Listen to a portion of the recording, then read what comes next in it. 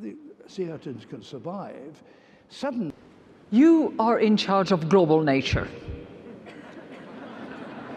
Let's just assume for a second. And I'm in charge of the global economy, just for a second.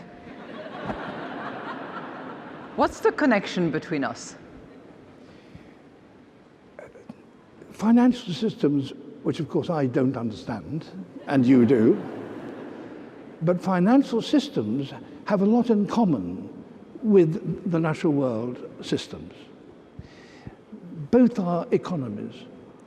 Both, for example, if you deal with your investment, with your capital, it's fine if you take, as far as I understand these things, it's fine if you can take the profit and take the investment. But you wouldn't be so silly as to eat into the capital, would you not? But that is what we are doing with the natural world all the time. Who has hope? Hands up.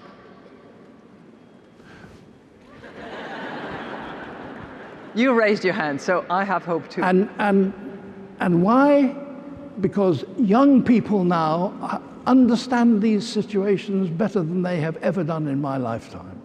And young people today are saying to those of us who've got hands on power, do something and we will support you. That's why I have hope.